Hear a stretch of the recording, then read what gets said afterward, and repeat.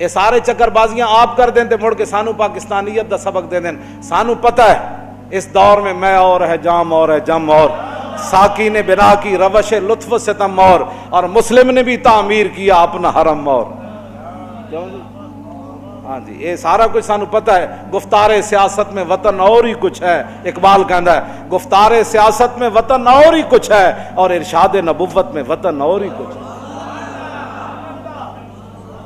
اس واسطے میں حدیث پاک مکمل کرا جڑی فتنے والی سی, بس میری گفتگو ختم. حضور نے فرمایا دوسرا والآخر اسود و مربادن, فرمایا ایک دل تو سفید ہے, زمین آسمان جب تک کھڑے انہوں کوئی فتنہ نقصان نہیں کرے گا. دوسرا دل جڑا کالا سیاہ ہے اور سوادی طرح ہے, اور کلکوز مجیخن اس برتن کی طرح جس کو اوندا کر دیا جائے ایسے.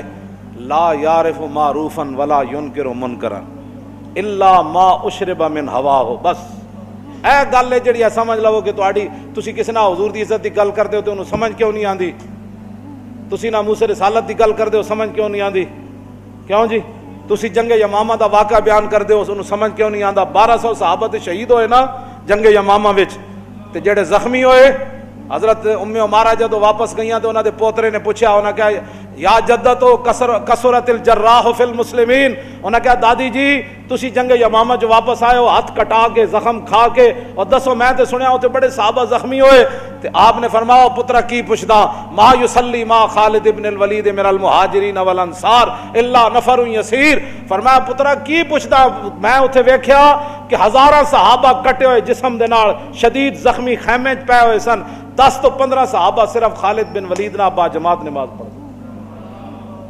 اتنی وڈی جنگ صحابہ کی تھی, جڑے شہید ہوئے ہوتے 1200 ورنہ تے زخمی بچے ہی کوئی نہیں. اے خالد بن ولید نہ جڑے پڑھتے سن وہ بھی زخماں نال چور چور سن, لیکن خیمے تو چل کے تے جتھے خالد بن ولید نماز پڑھاندے سن اتنی جگہ وچ وہ پہنچ جاندے سن چل کے بس, ورنہ خالد بن ولید خود بھی شدید زخمی سن.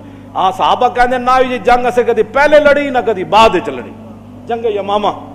تو اس واسطے جنگ یمامہ بھی کسی کو سمجھ نہ آئے, رسول اللہ کو جو لوگوں نے پتھر مارے وہ بھی سمجھ نہ آئے, رسول اللہ کا جنگوں کے اندر تشریف لے جانا بھی سمجھ نہ آئے, اور حضور کا پوری دنیا سے ٹکر لے لینا یہ بھی سمجھ نہ آئے, اور صحابہ کے ٹکڑے ہو جانا یہ بھی سمجھ نہ آئے, جنگ قادسیہ بھی اس کو سمجھ نہ آئے, یرموک بھی نہ آئے, کربلا بھی نہ آئے. چلتے چلتے 1857 تک بہادر شاہ ظفر کے ساتھ جو کچھ ہوا وہ بھی سمجھ نہ آئے, مساجد کے ساتھ جو کچھ ہوا وہ بھی سمجھ نہ آئے, کالے پانی میں ہمارے بزرگوں کے ساتھ جو کچھ ہوا وہ بھی سمجھ نہ آئے, 1953 کی تاریخ میں جو کچھ ہوا وہ بھی سمجھ میں نہ آئے. تو پھر حضور نے کیا فرمایا کہ جب انسان کا دل کالا ہو جاتا ہے نا اونتے برتن کی طرح وہ ہو جاتا ہے, تو لا یعرف معروفا ولا ینکر منکرا, نہ اس کو کسی اچھائی کا پتہ چلتا ہے نہ اس کو کسی برائی کا پتہ چلتا ہے. اللہ ہاں یہ بات ضرور ہے, الا ما اشرب من ہواہ, ہاں جو خواہشات کا بندہ ہو جاتا ہے, جو خواہشات اسے پلائی جاتی ہے, آج فلانا ڈرامہ دیکھنا ہے, آج فلاں فلم دیکھنی ہے, آج اتنا حرام کمانا ہے, آج 2 نمبر مال بیچنا ہے, آج سود کھانا ہے, آج رشوت لینی ہے, آج مسلمان جو ہے سویرے میرے دفتر میں ایک ایسی فائل آنی ہے جس کے اندر لاکھوں روپے میں نے کمانے ہیں, یہ ساری چکر بازیاں وہ کرے گا. الا ما اشرب ما ہواہ, ہاں جو خواہشات اسے پلا دی گئی ہیں وہ خواہشات کے پیچھے پیچھے چلے گا, نہ اس کو اسلام سمجھ آئے گا نہ اس کو دین سمجھ آئے گا, نہ مسئلہ ناموس رسالت سمجھ آئے گا نہ مسئلہ ختم نبوت سمجھ آئے گا. خدا کا شکر ادا کرے کہ کم از کم حضور کی عزت کا مسئلہ آپ کو سمجھ آیا. ہاں جی آپ کے دل سے سفید ہیں, سیاہ نہیں ہوئے. ہاں جی تو جس کو سمجھ نہیں آتا آپ بس بات صرف بتا دیا کریں, آپ کے اور میرے بس میں نہیں ہے. اس کے بارے میں تو حضور فرما گئے کہ لا یعرف معروفا ولا ینکر منکرا, نہ اس کو اچھائی کا پتہ چلے گا نہ اس کو برائی کا پتہ چلے گا. بس اتنا ہی میرا پیغام ہے, لیکن ہر ایک اپنے خون اور اپنے پیشے کا اظہار ضرور کرے گا. ہاں جی کیوں جی, ہاں توجہ توجہ, یہ بات میں نے ایسے نہیں کی ہے. حضرت محمود غزنوی نے ایک دن فرمایا کہ میں حضرت خضر علیہ السلام کی زیارت کرنا چاہتا ہوں. ایک غریب آدمی کھڑا ہوا, وہ کہنے لگا میں آپ کو زیارت کرا دیتا ہوں لیکن ایک شرط ہے, میں غریب ہوں, 6 مہینے کا خرچہ میں آپ کو دینا ہوگا میرے بچوں کا. اس نے کہا ٹھیک ہے. 6 مہینے کے بعد محمود غزنوی نے اس کو بلایا. ہاں جی خضر علیہ السلام کی ملاقات کا کوئی وظیفہ مکمل ہوا. اس نے کہا جی کچھ وظیفے الٹ ہو گئے، 6 مہینے اور چاہیے۔ اس نے کہا ٹھیک ہے۔ سال کے بعد اس کو پھر حضرت محمود غزنوی بلایا، فرمایا ہاں جی خضر علیہ السلام نہ کو میری ملاقات کا امکان پیدا ہویا، تسی وظیفے جو کر رہے ہو دریا دے کنارے۔ انہوں نے کہا جی میں کہاں، خضر علیہ السلام کہاں، میں نے تو آپ کے ساتھ جھوٹ بولا ہے، غریب آدمی تھا تو پیسے میرا روٹی پانی چل گیا 1 سال۔ تو محمود غزنوی کا مجلس لگی ہوئی تھی، ہزاروں لوگ موجود تھے، غوث بھی تھے، کتب بھی تھے، ابدال بھی تھے، محدث بھی تھے، مفسر بھی تھے۔ تو اس نے اپنے ایک وزیر کی طرف اشارہ کر کے کہا بتاؤ بھائی جو بادشاہ سے جھوٹ بولے اس کی کیا سزا ہے؟ وہ وزیر کہنے لگا کہ اس کو قتل کر دیا جائے۔ محمود غزنوی کے مجلس میں ایک نورانی چہرے والے بزرگ بیٹھے تھے، انہوں نے کہا بادشاہ سلامت، اس نے بالکل ٹھیک کہا۔ پھر اس نے ایک دوسرے وزیر سے پوچھا، اس نے کہا جی اس کی کیا سزا ہے جس نے بادشاہ سے داؤ بھی لگایا اور جھوٹ بھی بولا؟ اس نے کہا یہ گردن نہ اتاریں، یہ تو پھر جلدی مر جائے گا، اس پر کتے چھوڑے، یہاں تک کہ کتے اسے نوچ نوچ کر کھائیں تاکہ اس کو پتہ چلے بادشاہ سے جھوٹ نہیں بولا جاتا۔ تو وہ بزرگ نورانی چہرے والے کہنے لگے بادشاہ سلامت، اس نے ٹھیک کہا۔ پھر اس نے حضرت ایاز کو کہا، ایک ہی صف میں کھڑے ہو گئے محمود و ایاز۔ حضرت ایاز کو کہا کہ ہاں جی آپ بتائیں۔ اس نے کہا بادشاہ سلامت، ایک غریب آدمی تھا، اس کے جھوٹ بولنے سے آپ کے وقار میں کوئی کمی نہیں آئی، اور 1 سال پیسے دینے سے آپ کے خزانے میں کوئی کمی نہیں ہے، یا آپ اس کو معاف کر دیں۔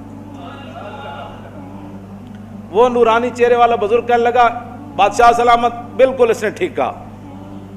محمود غزنوی نے ان بزرگوں کو قریب بلایا، انہوں نے کہا یہ کیا بات ہے، جو گردن اتارنے کا کہتا ہے وہ بھی ٹھیک ہے، جو یہ کہتا ہے کہ کتے چھوڑ دیا جائے وہ بھی ٹھیک ہے، جو معافی کرتا ہے۔ اس نے کہا کہ جس نے کہا نا گردن اتار دو، یہ اس کا خاندان تھا کسائی، تو اس نے اپنے خاندان کا اظہار کیا ہے، گردنیں اتارنے کے عادی ہیں، اور کہا کہ غلطی تو تیری ہے جیسے تو نے ایسے لوگوں کو وزیر بنایا۔ اس نے کہا جس نے کتوں کا کہا نا کتے چھوڑو، اس کے آباء و اجداد بادشاہوں کے کتے نہلایا کرتے تھے، اس نے اپنے خاندان کا اظہار کیا ہے، اس نے اپنی فطرت اپنے خون کا بتایا ہے، اور کہا کہ رہ گیا ایاز تو یہ سید ہے، اور سید کربلا میں لٹے بھی گئے تو اف نہیں کی، اپنا سودا بیچ کر بازار سونا کر گئے، کون سی بستی بسائی تاجران آل بیت، کیوں جی یہ سید ہے۔ جب یہ کہا نا یہ سید ہے تو محمود غزنوی کرسی پر کھڑا ہو گیا، وہ کہنے لگا ایاز تو نے آج تک بتایا ہی نہیں میں آل رسول ہوں، اتنا ظلم کیا تو نے بتایا ہی نہیں آج تک۔ تو حضرت ایاز فرمانے لگے کہ اچھا میرا راز ان بزرگوں نے کھولا تو میں بھی آپ کے سامنے ایک راز کھولنا چاہتا ہوں۔ انہوں نے کہا جی وہ کیا ہے؟ انہوں نے کہا یہ جو بزرگ ہیں نا یہ خود حضرت خضر علیہ السلام۔